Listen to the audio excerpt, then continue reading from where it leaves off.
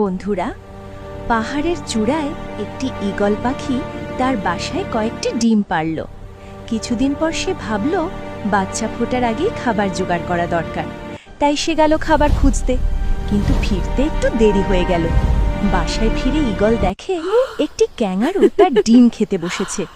ভীষণ রেগে গিয়ে ঈগল ক্যাঙারুটিকে ধরে পাহাড়ের নিচের নদীতে অনেক কুমিরের মাঝে ফেলে দিল।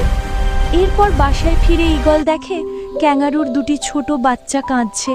তারা কাঁদতে কাঁদতে ঈগলকে বলল, আমাদের মাকে ফিরিয়ে দাও। ঈগলের মন গলে গেল।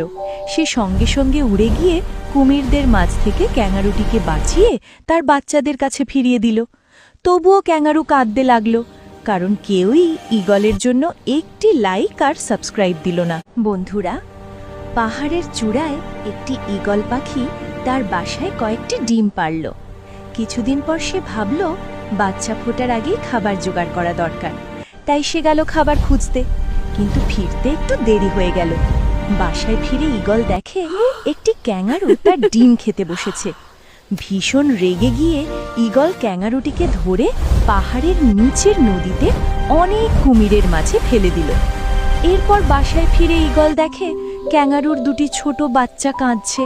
তারা কাঁদতে কাঁদতে ঈগলকে বলল, আমাদের মাকে ফিরিয়ে দাও। ঈগলের মন গলে গেল। সে সঙ্গে সঙ্গে উড়ে গিয়ে কুমিরদের মাঝ থেকে ক্যাঙারুটিকে বাঁচিয়ে তার বাচ্চাদের কাছে ফিরিয়ে দিল। তবুও ক্যাঙারু কাঁদতে লাগলো, কারণ কেউই ঈগলের জন্য একটি লাইক আর সাবস্ক্রাইব দিল না। বন্ধুরা, পাহাড়ের চূড়ায় একটি ঈগল পাখি তার বাসায় কয়েকটি ডিম পাড়ল। কিছুদিন পর সে ভাবল বাচ্চা ফোটার আগেই খাবার জোগাড় করা দরকার। তাই সে গেল খাবার খুঁজতে, কিন্তু ফিরতে একটু দেরি হয়ে গেল। বাসায় ফিরে ঈগল দেখে একটি ক্যাঙারু তার ডিম খেতে বসেছে।